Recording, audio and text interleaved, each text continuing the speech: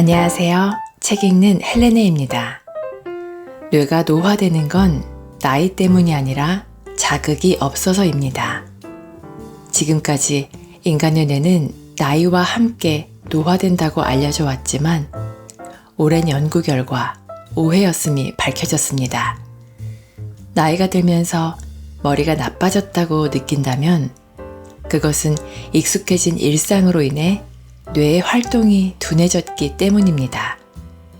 하지만 생활 습관과 사고방식에 따라 인생이 천차만별이듯 뇌도 마찬가지라는 것이 현대 뇌과학 연구를 통해 속속 입증되고 있습니다. 뇌는 행동의 지배를 받기에 익숙해진 일상의 고정된 행동의 틀을 조금만 바꿔도 그때부터 두뇌는 빠르게 자극되기 시작합니다. 나이가 들면서 건망증이 심해졌다 혹은 예전처럼 머리가 팍팍 돌아가지 않는다고 호소하는 사람들이 많은데요. 물론 단순히 단기 기억력이 상실되어서 나타나는 증상이라면 일상생활에는 큰 영향을 미치지는 않습니다. 하지만 이러한 증상이 심해지고 뇌가 보다 심각한 상태로 접어들었을 때는 경도인지장애, 치매라는 질병에 걸리게 됩니다. 이들 질병의 원인은 다양하지만 뇌세포의 손상과 영향이 깊은 것으로 알려지고 있습니다. 더욱 큰 문제는 단지 나이 든 사람에게만 치매가 발생하지는 않는다는 사실입니다. 이른바 초로성 치매라고 불리는 치매의 일종은 65세 이전에 발병하는 것을 말합니다. 일상의 단기 기억 상실은 물론 궁극적으로 치매를 예방하기 위해서는 건강하고 젊은 뇌를 만들어가는 것이 제일 중요한데요. 오늘 소개해드릴 책은 뇌가 20년 젊어지는 두뇌 자극법입니다. 지은이 요네야마 기미히로, 펴는 곳은 전나무 숲입니다. 이 책의 저자는 생활 습관만 바꿔도 머리가 좋아진다고 말합니다. 뇌세포는 머리를 많이 쓸수록 더 활발히 움직이고 노력에 따라 뇌세포의 성능이 좋아지기도 하며 새롭게 뇌세포가 생겨나 두뇌가 향상될 수 있음을 알려줍니다. 누구나 일상에서 실천할 수 있는 방법, 특히 오감 자극, 습관 변화, 식습관, 운동법 등 두뇌 자극을 훈련할 수 있는 30가지의 방법을 제시하고 있습니다. 이런 간단한 방법으로 뇌가 훈련될 수 있을까? 라는 의문을 가질 수도 있지만 실제 뇌는 오히려 이런 일상적인 방법을 사용했을 때 제대로 자극을 받을 수 있습니다. 보다 자세한 내용을 알기 위해 책 속으로 들어가 보겠습니다. 키는 더 안 자라도 뇌는 더 자란다. 뇌 신경세포는 재생되지 않는다. 이 명제는 대뇌 생리학의 대전제였다. 그래서 성인이 되면 하루 2만에서 10만 개의 뇌세포가 줄어든다고 철석같이 믿어왔다. 뇌와 관련된 대다수의 질병이 고치기가 어려운 까닭에 신경세포는 한번 손상되면 다시 회복되지 않는다고 여긴 것이다.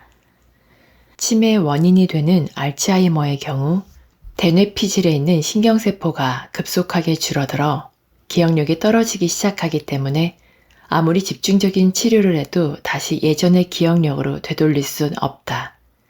반면 간질환은 건강관리를 어떻게 하느냐에 따라 오히려 더 좋아지기도 하고 나빠지기도 한다. 간세포는 재생되기 때문이다.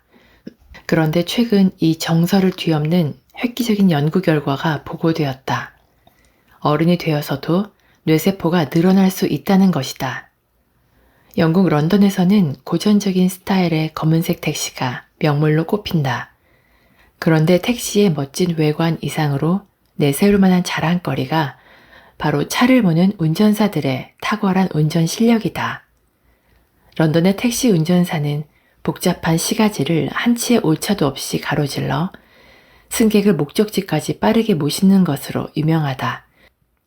런던에서 택시 운전사가 되기 위해서는 2년 동안 시내 지도와 자주 이용되는 노선을 익힌 다음 도로주행 시험에 합격해야만 비로소 면허를 취득할 수 있기 때문이다.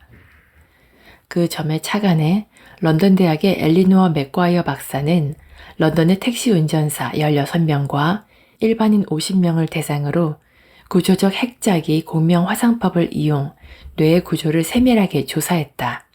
운동으로 근육을 단련하는 것처럼 뇌도 일정한 훈련을 통해 단련되지 않을까 하는 의문을 풀기 위해서였다.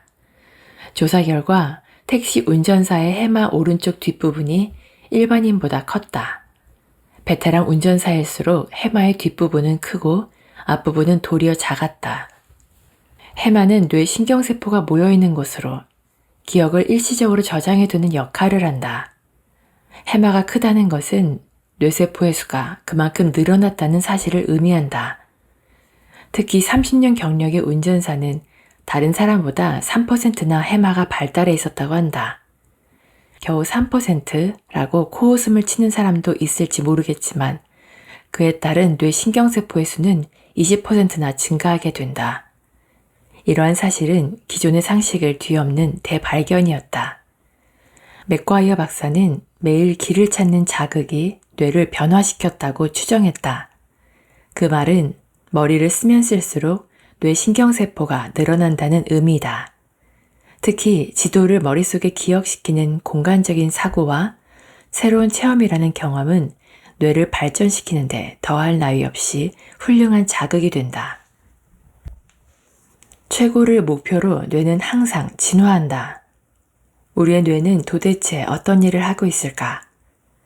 감동의 눈물을 흘리고 숨이 멎을 정도로 깜짝 놀라거나 화가 머리 끝까지 치밀어 오르는 등 우리가 일상생활에서 경험하는 모든 감정은 뇌세포 가운데 일부가 호르몬의 변화로 인해 정기적인 충격을 받으면서 일으키는 정신활동이다. 또한 뇌는 신체를 움직이게 하는 중추적인 역할을 담당하여 외부에서 들어온 정보에 반응하고 손발이나 신체 각 기관에 운동 명령을 내린다. 그리고 손발이나 피부 등 감각기관에서 감지한 정보를 분석하는 감각의 중추기관이기도 하며 감정과 운동 기능을 연결하기도 한다. 뇌는 이러한 활동을 눈 깜짝할 사이 그것도 한 번에 몇 가지씩 훌륭히 해낸다.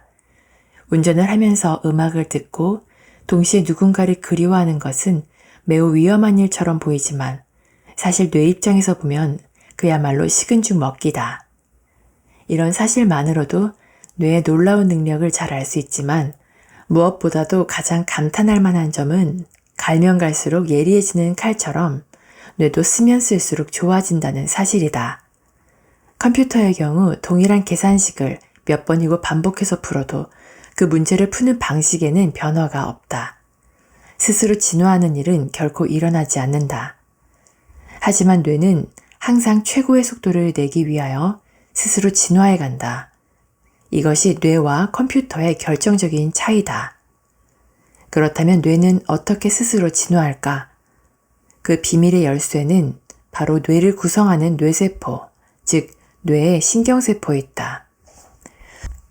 뇌의 신경세포는 축삭돌기와 수상돌기로 서로 연결되어 네트워크를 형성하고 있는데 외부로부터 자극을 받을 때마다 네트워크를 변화시킨다. 그러면 뇌는 외부의 자극에 다양한 반응을 보이는 것이다. 머리가 좋아진다는 것은 뇌가 훈련을 통해 더 굳세고 튼튼한 네트워크, 즉 두뇌 회로를 생성한다는 의미이다. 저절로 머리가 좋아지는 두뇌 자극 훈련. 눈 감고 밥 먹기. 후각과 미각을 자극한다.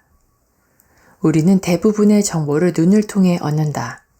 방에 들어가 스위치를 켠다거나 자물쇠를 잠글 때도 손가락으로 위치를 파악하고 나서 마지막에는 눈으로 꼭 확인해야 직성이 풀린다. 그런데 어느 날 밤 갑자기 정전이 된다면 어떻게 될까? 지금까지의 기억을 더듬어 문고리가 어디에 있는지 손으로 확인한 다음 열쇠 구멍도 여기가 맞겠지 하며 감에 의지하게 될 것이다. 이렇듯 눈으로 사물을 파악하기 힘든 상황에 놓이게 되면 기억에 의존해 행동할 수밖에 없다. 그만큼 행동 하나하나를 의식하게 되고 손가락의 감각을 최대한 집중시키게 된다. 이런 방법은 뇌에 더할 나위 없이 훌륭한 자극이 된다. 우리는 매일 넘쳐나는 정보의 틈바구니에서 이리 치이고 저리 치이며 살면서 자신도 모르게 무의식적으로 행동하는 경우가 많다. 예를 들어 아침을 먹으면서 젓가락으로 토란국에 토란을 집었다고 해보자. 그 간단한 동작을 하나 취할 때도 우리의 뇌는 사실 분주히 움직인다. 먼저 토란이 먹고 싶다는 생각에 시선을 토란에 맞춘다. 그 다음 젓가락으로 토란을 집어든다. 그 순간 토란의 무게나 모양 등의 정보가 순식간에 손가락에서 대뇌피질로 전달된다. 마지막으로 손의 도움을 받아 토란을 입까지 운반한다. 처음부터 끝까지 꽤 많은 일을 수행했지만 때가 되면 늘상 하는 식의 식사는 대뇌피질이나 손뇌를 전혀 자극하지 않는다. 거의 무의식적으로 모든 행동을 하는 것이다. 그러니 TV를 보면서 혹은 신문을 보면서 식은 죽 먹기보다 더 쉽게 밥을 먹는 것이다. 익숙한 행동을 할 때 우리의 뇌는 극히 일부만 쓰인다. 이를 컴퓨터에 비유하면 뇌에 이미 기억되어 있는 롬에서 정해진 프로그램만 읽어내는 것일 뿐이다. 하지만 읽기 전용 프로그램으로는 뇌를 전혀 자극할 수가 없다. 좀 더 뇌를 의식적으로 쓰지 않으면 안 된다. 뇌를 의식적으로 사용하기 위해서는 수많은 정보를 과감히 버리고 어딘가 불편함이 느껴지는 상황을 일부러 연출할 필요가 있다. 뭔가 채워지지 않은 부자연스러움이 평상시 사용하지 않던 뇌의 신경세포를 자극하기 때문이다. 우선 시각적인 정보를 차단해보자. 방법은 아주 간단하다. 눈을 감으면 되니까. 눈을 감고 상상력을 총동원해 반찬이 어디에 있는지 식탁 위를 찾아 헤매라. 공간과 관련된 상상은 우뇌를 자극한다. 반찬을 찾았다면 젓가락으로 과감하게 집어서 그것이 무엇인지 촉각이나 후각을 이용해 탐색해라. 마지막으로 입으로 가져가 향과 맛으로 자신의 판단이 옳았는지 최종 확인한다. 이와 같이 시각 정보를 차단하면 평상시 쓰지 않던 뇌 기능을 그만큼 의식해서 쓸 수 있다. 아울러 우리가 그동안 얼마나 시각에 의존해 무의식적인 동작을 반복했는지 반성하는 기회도 된다. 무의식적인 반복 동작이 당신의 감각을, 당신의 뇌를 점점 마비시키고 있다는 사실을 명심하자. 눈 감고 밥 먹기. 이 방법으로 평상시 쓰지 않는 뇌의 신경세포를 바짝 긴장하게 만들자. 귀 막고 계단 오르기. 청각을 차단해 집중력을 높인다. 소리는 듣지 않으려고 해도 희미하게나마 귀청을 울리고 만다. 그도 그럴 것이 우리는 무의식적으로 소리에서 정보를 얻어 행동하기 때문이다. 코를 골며 자다가도 작은 소리에 놀라 눈을 번쩍 뜨는 것은 위험한 상황에 대처하기 위한 동물적 본능이라고 해도 과언이 아니다. 또한 우리는 소리를 힌트로 정보를 추측하기도 한다. 물건을 내려놓을 때 나는 쿵소리만 듣고도 그 무게를 짐작할 수 있는 것처럼 말이다. 계단을 내려갈 때도 자신의 발소리로 계단의 높이와 간격 등을 짐작한다. 소리를 무시하기란 쉽지 않다. 보고 싶지 않으면 눈을 감으면 되고 냄새는 코를 막으면 금세 사라진다. 하지만 소리는 귀를 막아도 희미하게 들린다. 그만큼 단순한 동작으로는 청각을 완전히 차단하기가 어렵다는 이야기다. 그렇다면 소리 자체를 원천 봉쇄하자. 소리의 크기를 0으로 맞춰놓고 TV를 보는 것이다. 원래 TV 프로그램은 영상이 묘미였다. 하지만 영상 대신 음성이 부각되어 소리를 없애면 김 빠진 맥주처럼 프로그램이 시시하게 느껴질 것이다. 일상에서 소리는 종종 감각을 지배하고 주의력을 흐트려 놓는다.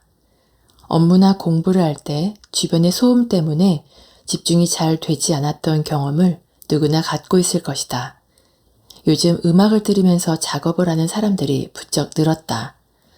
하지만 급박한 상황이나 마감이 닥치면 음악을 끄고 하던 일에 집중하게 된다. 역시 집중하는 데에는 소리가 방해가 되기 때문이다. 자, 귀마개를 하고 계단을 오르내려 보자. 발가락 끝에 신경을 집중하는 것은 주머니 속의 동전을 알아맞히는 일처럼 대뇌피질을 자극한다. 귀를 막고 발가락으로 계단 위치를 확인하면서 사뿐사뿐 조심해서 내려가자. 점심은 다른 음식점에서 다른 메뉴로 주문해라. 색다른 경험이 새로운 두뇌 회로를 만든다. 낯선 경험, 낯선 일은 사람을 긴장하게 만든다. 처음 해보는 게임은 그 방식에 익숙해질 때까지 눈에 잔뜩 힘이 들어가서 금세 피로를 느끼게 한다. 그러나 일단 익숙해지면 긴장이 풀리면서 몸도 마음도 편안해진다. 컴퓨터도 마찬가지다. 자판에 익숙하지 않은 사람은 입력을 할 때 한 글자 한 글자 십자수를 놓듯 글자를 치기 때문에 입력 자체가 엄청나게 고된 일이 되고 만다. 하지만 자판에 익숙해지면 몇 시간을 두드리고 또 두드려도 앉아있는 일 말고는 그다지 힘들다는 걸 느끼지 못한다. 익숙해진다는 것은 대뇌와 소뇌 안에 절차 기억의 프로그램이 완벽하게 갖추어졌음을 의미한다. 프로그램이 완성되면 그 동작은 무의식적으로 수행할 수 있게 된다. 하지만 그것은 뇌의 입장에서 보면 하품나게 지루한 일이다. 그래서 익숙하지 않은 낯선 일에 자꾸 도전장을 내미는 것이 좋다. 자동차 운전과 같은 기억은 손에 심어진 절차 기억이다. 따라서 그리 쉽게 잊혀지지 않는다. 오랫동안 운전대를 잡지 않았어도 조금만 연습하면 금세 운전 감각을 되찾아 신나게 차를 몰 수 있다. 뇌 속에는 이미 운전이라는 기억이 프로그램화돼 있어서 자동차 경주 같은 극한 상황에 도전하지 않는 한 새로운 두뇌 회로를 만들 수 없기 때문이다. 새로운 두뇌 회로를 만들기 위해서는 색다른 경험, 짜릿한 자극이 필요하다. 만약 운전으로 뇌를 단련하고 싶다면 한 번도 타보지 않은 친구차나 렌터카를 운전해봐라. 처음 타보는 낯선 차는 사람을 긴장하게 만든다. 변속기 위치나 핸들 감각이 평소와 달라 색다른 감각이 당신을 불안에 빠뜨릴 것이다. 하지만 뇌에는 자극이라는 비타민이 된다. 자동차 이외에도 뇌를 자극하는 도구는 여기저기에 널려 있다. 가끔 혹은 매일 하는 외식도 두뇌를 단련하는 훌륭한 자극제가 될 수 있다. 식당에서 음식을 주문할 때 항상 먹던 음식 대신 메뉴판에 적힌 요리 가운데 가장 아래쪽 음식을 주문해보자. 아마 한 번도 먹어보지 못한 음식이 당신의 눈과 코와 혀를 자극할 것이다. 익숙함은 머리를 거의 쓰지 않아도 돼서 편하다. 하지만 편한 만큼 뇌에는 치명적이다. 사람들은 늘 두 가지 마음 사이에서 고민한다고 한다. 일상에 안주하고 싶어하는 마음과 일탈하고 싶어하는 마음. 당신은 어느 쪽에 가까운가? 물론 선택은 자유겠지만 끊임없이 변화를 추구하는 사람만이 머리가 좋아질 수 있다. 변화를 추구하라고 해서 너무 거창하게 생각할 필요는 없다. 가령 귀가할 때 평소 내리던 정거장보다 한 정거장 먼저 내려서 걸어가거나 한 정거장을 걸어가서 차를 타봐라. 그런 자그마한 노력이 뇌를 언제나 싱싱하게 유지시켜 줄 것이다. 왼손으로 녹차를 마셔라. 무의식적인 행동을 의식화한다. 오른손잡이 왼손잡이라는 말이 있듯이 사람마다 즐겨 쓰는 손이 있다. 오른손은 좌뇌에서 왼손은 우뇌에서 컨트롤하기 때문에 우리가 한쪽 손만 사용하면 뇌도 한쪽만 사용하게 된다. 그래서 뇌 신경세포를 골고루 자극하려면 의식적인 행동이 필요하다. 누누이 이야기했지만 의식적인 행동이라고 해서 뭔가 엄청나고 거창한 일을 말하는 것은 아니다. 자주 쓰지 않는 손을 의식적으로 자주 사용하려고 노력하면 된다. 자, 그럼 오늘은 티타임을 가져보자. 하루에 한 번은 마시게 되는 차. 만약 오른손잡이라면 왼손으로 컵을 쥐고 우아하게 마시자. 항상 커피를 마시는 사람은 녹차 한 잔으로도 색다른 경험을 할 수 있다. 녹차를 마신다는 새로운 회로를 뇌 속에 심어준다면 차 한 잔으로도 뇌를 충분히 자극할 수 있다는 말이다. 다도는 평범한 행동을 의식화해서 예술로까지 승화시킨 행위다. 다도의 세계는 자신의 움직임을 정확하게 인식하면서 손짓 하나하나에 의미를 부여하여 뇌를 활성화시킨다.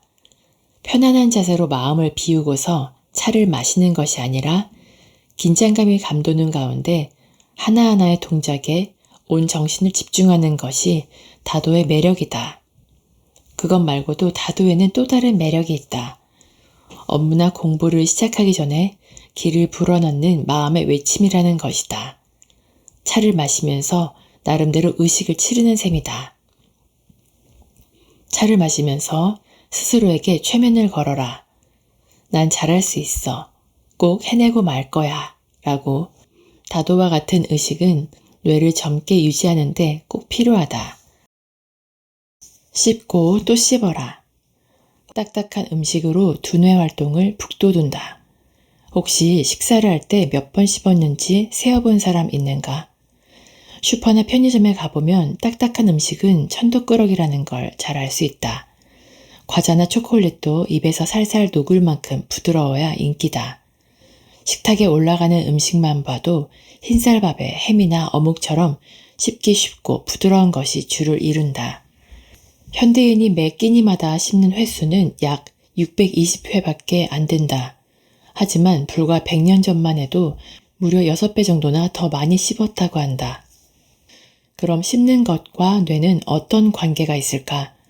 한 연구에 따르면 18세에서 40세까지 12명에게 껌을 씹게 한 뒤 뇌 혈류량이 어떻게 변화하는지 조사했더니 씹을 때마다 혈류량이 대뇌의 감각 운동령에서는 25에서 28%, 미각 중추에서는 9에서 17%, 소뇌 등에서는 8에서 11%나 증가했다고 한다. 그러나 씹기를 중지하면 혈류량이 원래대로 돌아갔다. 또 다른 실험에서는 씹을 때마다 대뇌 신경세포가 활발해졌다는 결과도 나왔다. 더욱이 치아가 좋지 않을수록 치매에 걸릴 확률이 높아진다고 한다. 제대로 씹지 못한 탓이다. 노령기에 턱의 힘이 약해지면 해마의 움직임이 감소하면서 기억력이 떨어진다. 뇌를 활성화시킨다는 의미에서도 딱딱한 먹을거리 중심으로 식생활을 바꾸고 씹는 횟수를 늘리자. 그렇다고 씹는 횟수를 정하는 건 불가능하니까 식사 시간을 평소보다 배로 늘리는 것은 어떨까? 그리고 오징어나 쥐포 등을 질근질근 씹는 것도 뇌의 혈류량을 늘리는 데 효과적이다. 후닥닥 해치우기보다는 천천히 음미하는 식습관을 들이면 뇌의 건강뿐만 아니라 다이어트에도 도움이 된다. 우리가 건강한 몸을 유지하기 위해서 운동을 하듯 뇌도 어떤 자극을 주는 애에 따라 상태가 달라진다고 해서 호기심이 생겨 읽어본 책입니다. 나이가 들어도 더욱 생생하게 돌아가는 머리를 갖고 싶은 분들, 그리고 창의적인 직업에 종사하는 분들, 그리고 경도 인지장애, 치매가 걱정되는 분들이 계신다면 직접 읽어보시고 다양한 두뇌 자극법을 실천해 보시기를 추천해 드립니다. 오늘도 끝까지 저와 함께 해주셔서 감사드리고요. 구독과 좋아요, 댓글, 알람 설정은 제게 큰 힘이 됩니다. 즐거운 하루 보내시고 다음에 또 만나요.